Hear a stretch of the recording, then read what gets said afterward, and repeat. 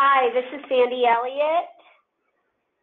Thank you all for joining in. I'm so sorry for the slow start. We had a few technology issues, but we're going to proceed right along. I'm really happy that we are having the opportunity to give you some information about English learners and how you can support them in your classrooms.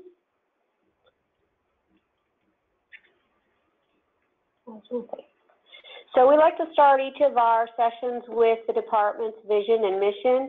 And our vision is to create a world-class educational system that gives students the knowledge and skills to be successful in college and the workforce. And to me, the most important part of this is for them to flourish as parents and citizens. Our mission is to provide leadership through the development of policy and accountability systems so that all students are prepared to compete in the global community. So here you see our 6 State Board of Education goals, and what you'll know, I'm not going to go through and read each of them, but what you'll notice about each of them is that they talk about all schools, every child, every student. So that's really important to us, that we're really meeting the needs of all the students in all the different subgroups. And today that subgroup that we'll be talking specifically about is English learners. So today we're going to go through this stages of second language acquisition and understand some best practices for working with English learners, and then understand classroom accommodations and modifications for English learners. And then hopefully we're going to have time to also review some resources to support teachers of English learners.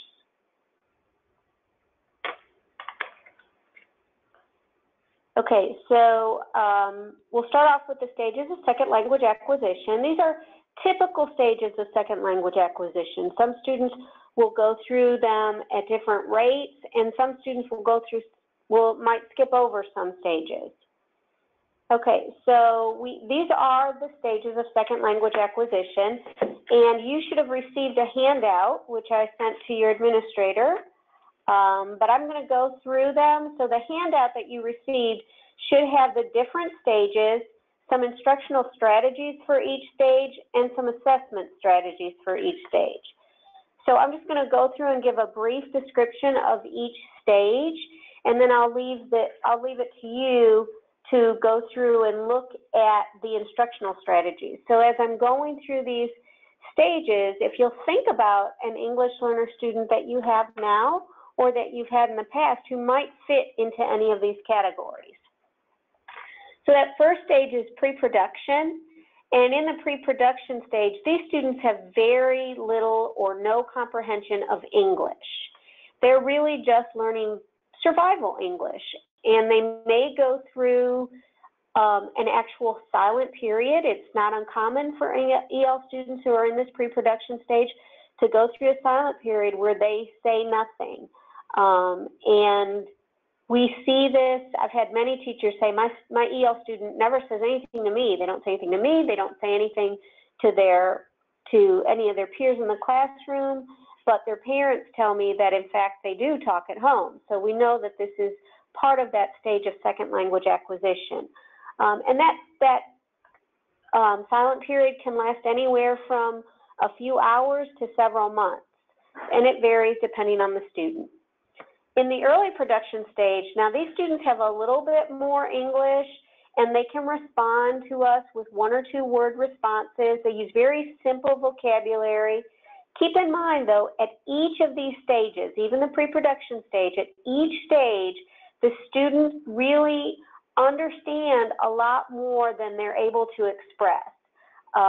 These students at the early production stage have between 500 and 1,000 English words that they can use to communicate, and those communication that they exhibit for us are generally, 1 or 2 word responses, very limited. Okay, in the speech emergent stage, these students understand a lot more social English, but not much academic English. They can write simple and complex sentences. Still, remember, keep in mind that they are understanding more than they're able to verbally express.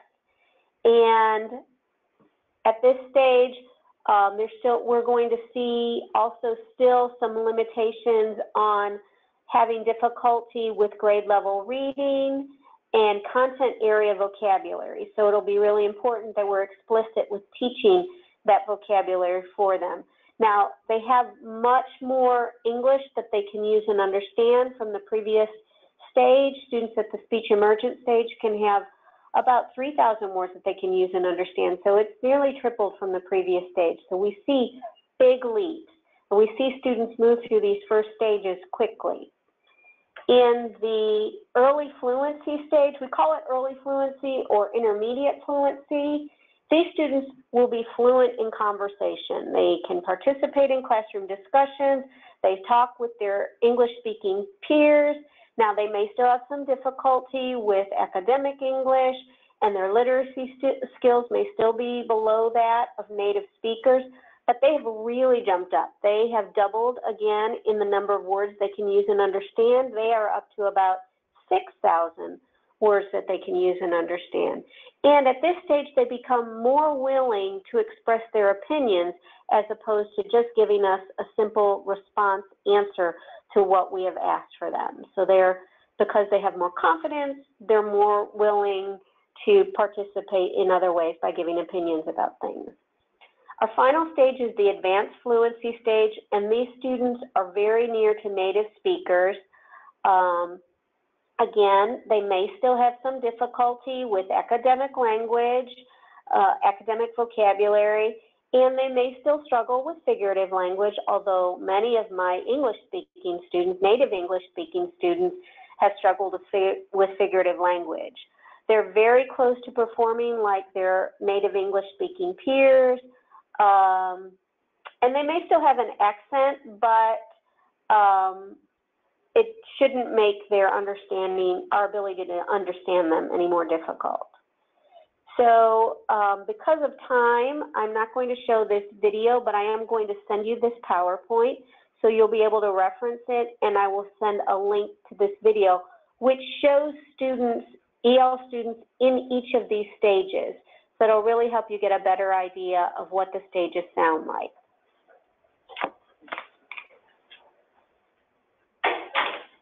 So there are many factors that can affect that rate of language, second language acquisition. Chronological age is one of them. We think of 8 to 12 as that ideal age. They have a strong vocabulary and language base in their first language, so they're able to use that base to help them to learn a second language. And of course, their raw intellectual and linguistic abilities are also factors. Also, the personality of the learner. Those introverted students may develop oral language later, but their written language may come along more quickly. Their self-motivation is a big factor. I had a student who came to me one year, I was teaching 6th grade.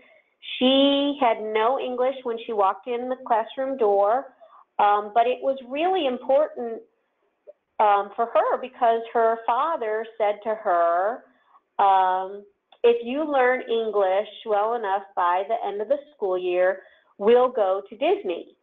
So she was highly motivated by that, and every time I turned around, she was pushing herself to learn new words and asking other students how to pronounce words. So that self-motivation is a big factor.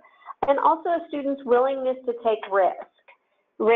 It is a factor. Those students who are more willing to take risks are going to try language more, a little more freely, and are probably going to pick up on the language a little bit quicker. There are also environmental factors, the importance the family places on English, the amount of English spoken at home. If you think of many of our English learners, the only place they're hearing English is when they're at school with us or on the bus with other students who speak English. So that can be a factor. And also whether or not the student is engaged in the broader English-speaking community. So it's really important that we want to make sure we get them involved in clubs or after-school sports programs or other community activities that may help to get them, give them more opportunities to practice their English. Also, as we said before, the native language development. Students with that strong foundation in their native language tend to excel, and the characteristics of the native language. Languages like Spanish and French have a very nearly identical alphabet and numeric system, so that's going to be easier for the students to pick up on, while languages like Arabic and Mandarin, the writing is very different. They even read from, like Arabic, they read from right to left. So it's a very different language set of skills that they have to learn. So that may affect the rate of second language acquisition.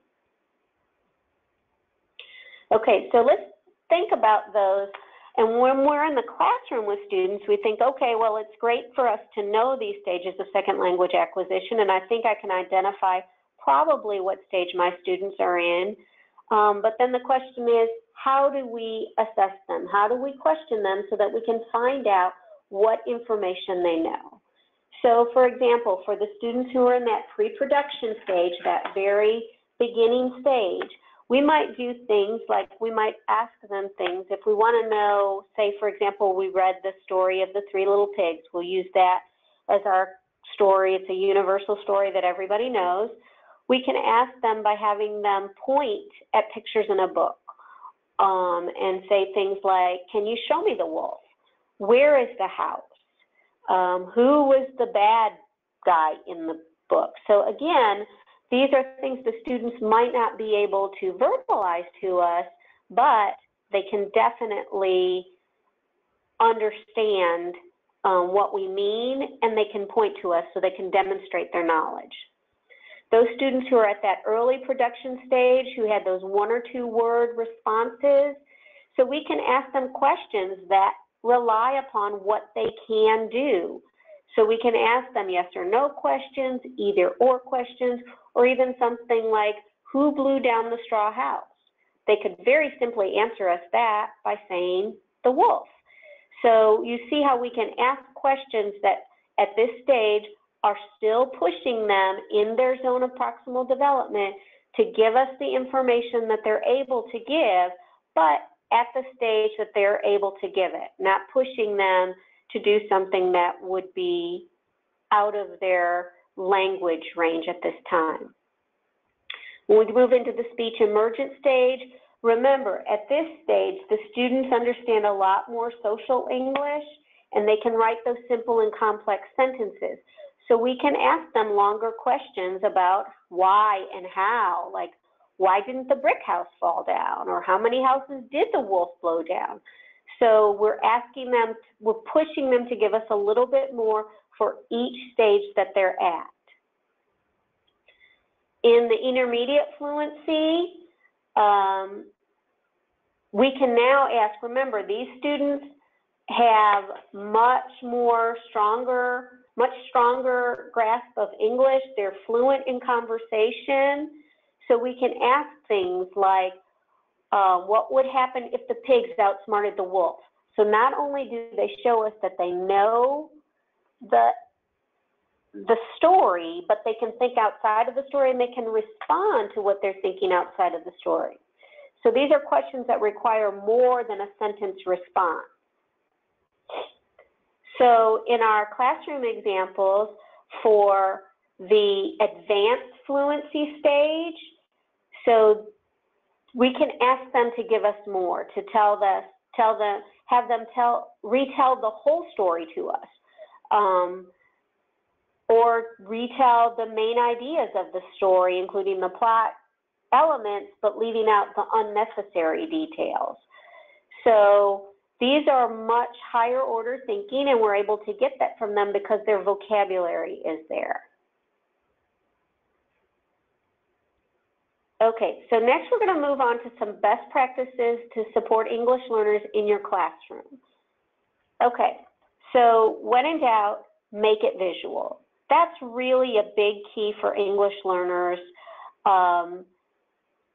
You know, they say a picture paints 1,000 words, and for our English learners, it's really going to cut down on frustration and help them to feel more independent.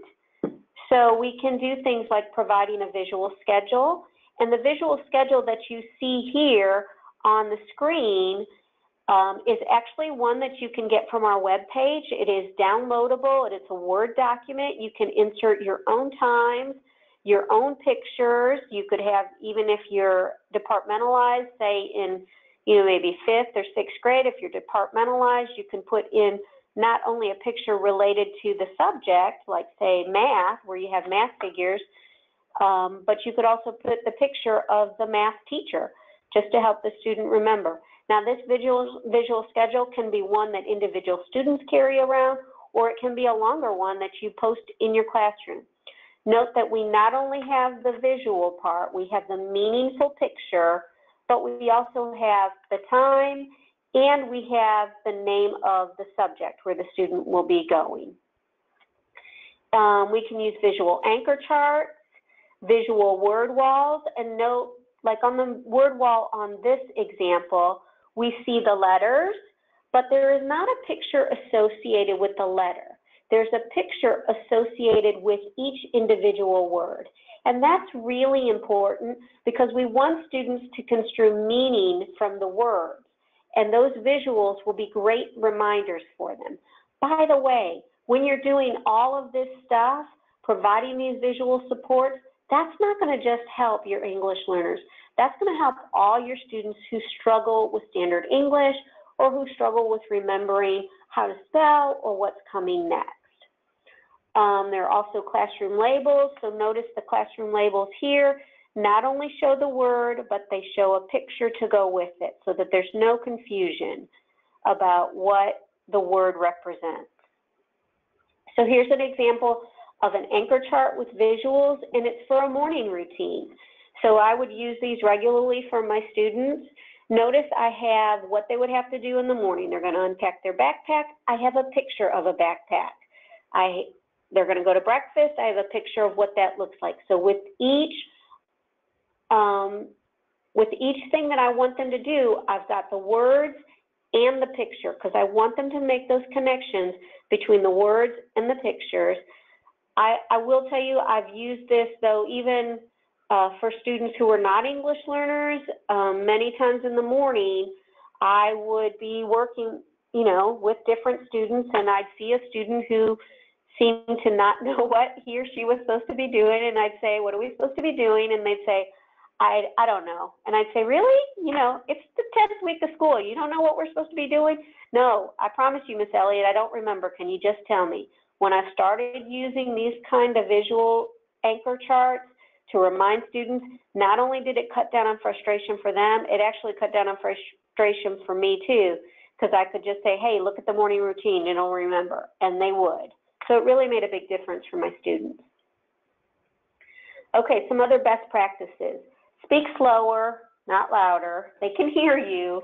They just really need you to slow it down because those of you who have ever watched a foreign language movie without the subtitles or listened to somebody speak in another language will know and remember that what you're doing is you're listening very intently for the words that you understand.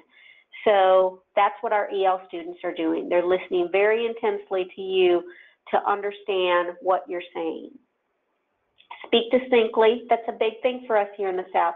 We really need to make sure that we are enunciating our words carefully. We tend to do things like drop off endings. I know I tend to drop off endings and say things like I would say, typically I'd say something like, okay, no playing around in the bathroom. Well, that playing, they know what I mean, but if I'm teaching that ing sound, they might not make the connection between playing with that ing and the word playing that they hear me say. So that's really an important thing for us to do.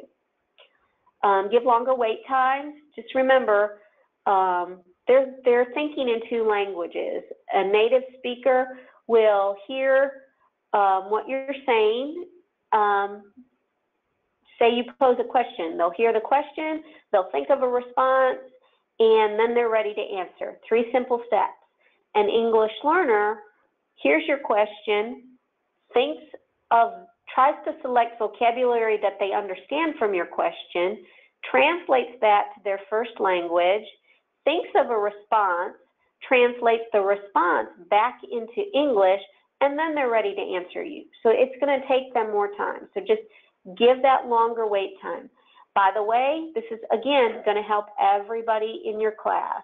All of those kids that maybe just need a little bit longer to process a question, it's going to make a difference for them. Allowing students to write out answers before speaking, that's going to make a huge difference. I actually started doing this when I had students with dyslexia because I knew they had an issue with processing and it was just going to take a little bit longer. So I allowed everybody that time to write out an answer. And of course, my little smarty pants kids would say, I don't need to write it out, Miss Elliott, I already know. And I'd say, that's okay, that's fine, you don't have to write it out, but I'm giving everybody that opportunity to. Once I started doing that, it really helped all of my students because I got much more participation from a varied group of students, and it allowed them to think about their answers carefully. Excuse me. Okay, so we also want to refrain from allowing shout-outs when asking whole group or small group questions. Now, I know what happens. Sometimes kids get very engaged and they want to call out answers, and that's great. We love them to be engaged, but we really want to make sure that if that happens, we want to make sure for everyone's sake that we reply with the correct response, because I may even be working in a small group with students and say I have 4 kids at a table and I pose a question, 2 of them give a response, 1 of them who didn't respond is an English learner, but my 2 who gave a correct response said it in a different way. Well, that may be confusing for an English learner who's still trying to pick up on every word that's said to gain meaning. So if we can just repeat the correct answer when those instances happen, that'll be great. Writing down key terms and using visuals with those key terms, that's really important for all of our students, especially our English learners. They'll get the idea of what are the important words and what's the meaning for that important word. So when I first started teaching, that was an issue for me because that was back in the dark ages. And we didn't, if I wanted a picture of something, I was either finding it in a magazine and cutting it out, or I was getting a friend to draw it for me. Now we're so fortunate. We've got all kinds of media available for us. In my last few years of teaching, I was using PowerPoints all the time for vocabulary. I would get the word, and we would have a visual, and we would create meanings together, or sometimes I'd give them the specific one. Either way, that visual made a huge difference for my EL students and all my other students. We want to use scaffolding techniques to support learning whenever possible. And really a very big point is that we want to incorporate conversation into all aspects of our teaching. We can do this through 30-second conversations. We can do it through turn and talk or think, pair, share. It's super important that we incorporate this strategy because I promise you, if we don't provide our students opportunities to practice the new vocabulary and the new concepts that we are teaching in our classroom, they are probably not getting on the bus and talking about it. So we really want to make sure that we provide those scheduled opportunities for students to participate in conversation around our academic language. Okay, so here's an example of a 30-second conversation. Now, I love 30-second conversations because they're really nothing I have to plan for. It's nothing I have to put in my lesson plan book. It's something that really helps me to build rapport with my students and to help me model language for them. So here's an example of a teacher speaking to Kelly. So the teacher says, "Hi, Kelly, did you have a good night?" Kelly says, "Good morning, yes." So Kelly seems like she's about done. She's not giving us a lot of information yet, but the teacher doesn't let her go. She probes on and she says, "I'm so glad. What did you hear after you finished what did you do after you finished your homework?" Kelly says, "I helped cook." Teacher says, "Who did you help cook?" Kelly says, "I helped me mom and me grandma." Now notice that Kelly's grammar is not 100% perfect in these two, but she's already giving us sentences as opposed to the one or two words she gave in the first part. But the teacher's now modeling. Listen to how she says it. She says, I always loved helping my grandma cook. What did you make? So without correcting Kelly, she has modeled for her correct use. Kelly says, we cook arroz con pollo and maduros. I help fry the plantains. And the teacher asks, which was your favorite thing to eat? Kelly says, I like maduros. They have a good sauce. It is with garlic and orange juice. It is good. So note, look at the beginning. So in the beginning, Kelly's first response was 3 words. By the end, she's here with 4 sentences. They're not 100% perfect, but look at how much in just that 30 seconds that teacher has brought her along. So that's one of the reasons why I love 30-second conversations. They're easy to do, and there's something that I really didn't realize that I was even really doing correctly. We all do it. We stand at our door in the morning to greet kids as they come in, and I know partly why we're doing it is to make sure that nothing wild is going on in the hallway. But all my kids always had something to say to me, and so this was a great way for a teacher to model language, to learn about your kids, build that rapport with them and that relationship with them so that they'll be more willing to share with you. And it's also a low-risk opportunity for students to participate in the practice of language. Okay, so let's go on and talk about accommodations and modifications. Now note, when we talk about accommodations and modifications in this section, we are talking about classroom accommodations and modifications.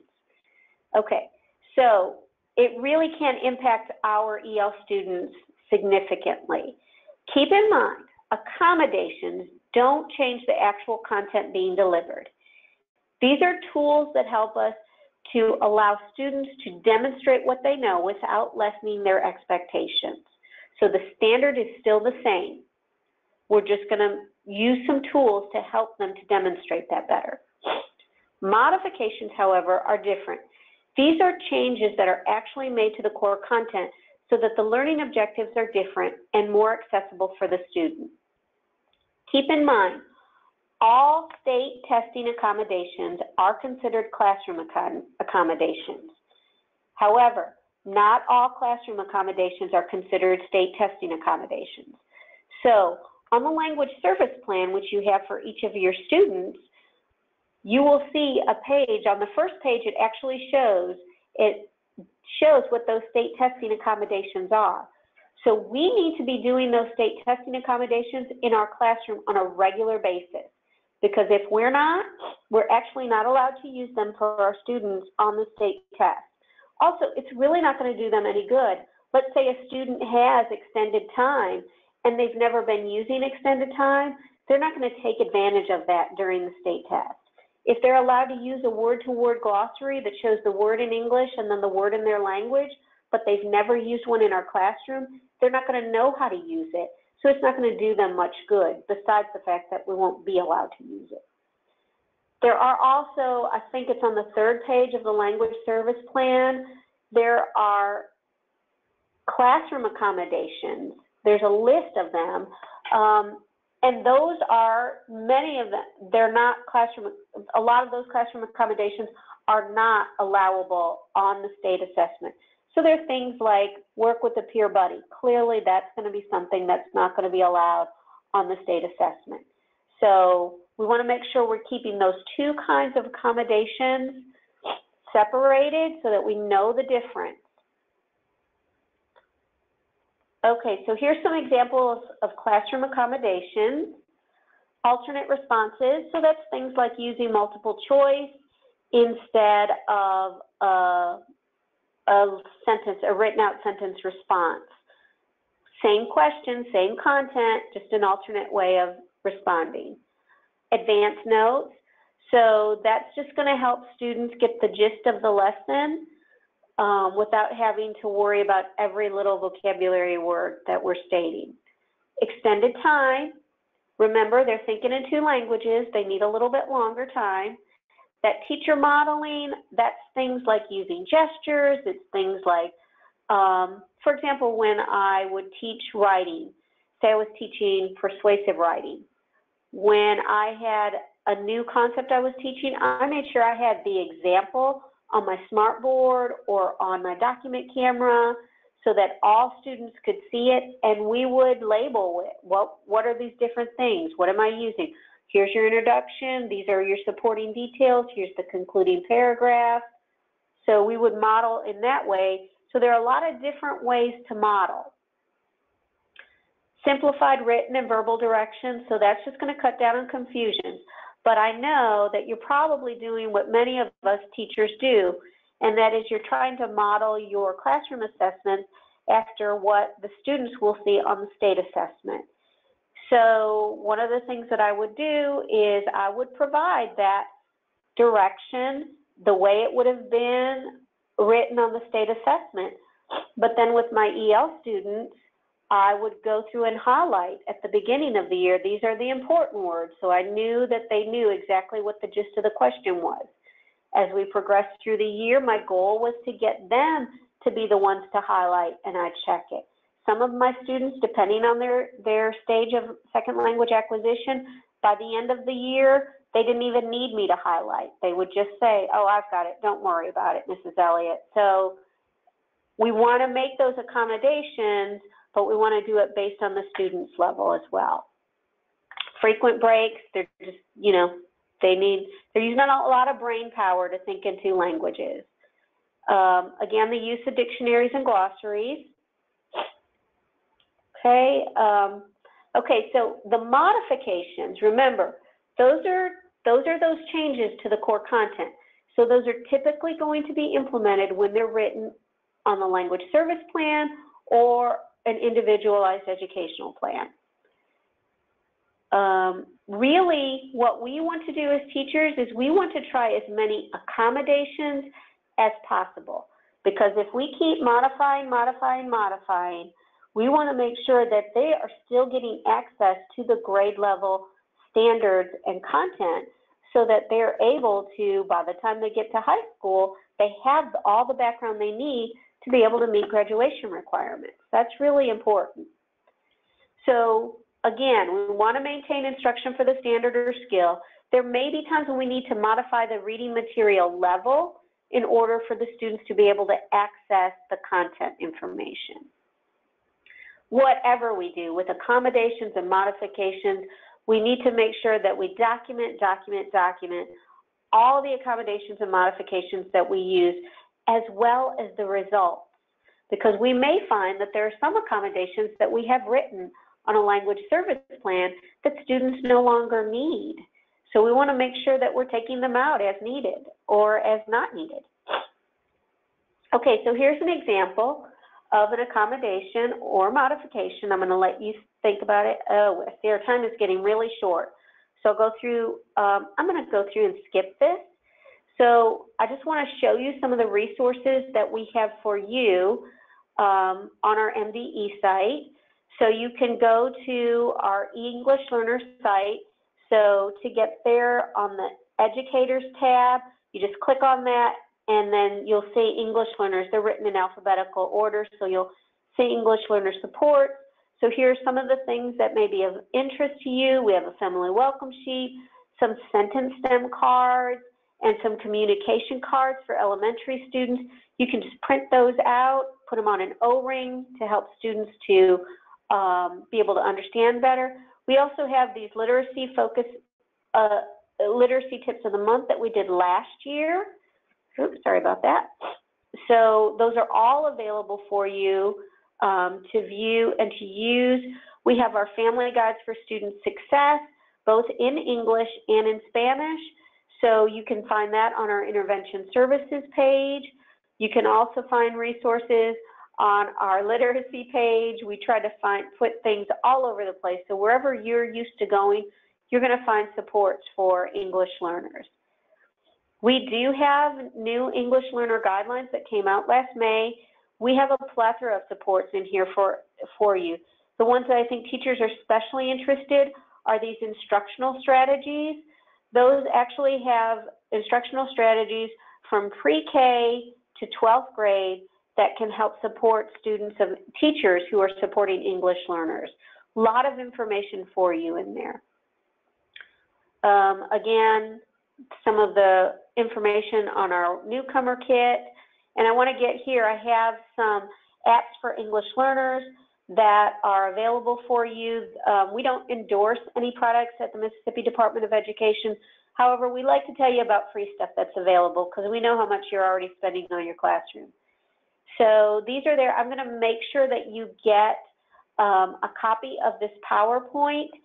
And I really, really mean this when I say this, and that is, if you need anything, please contact us.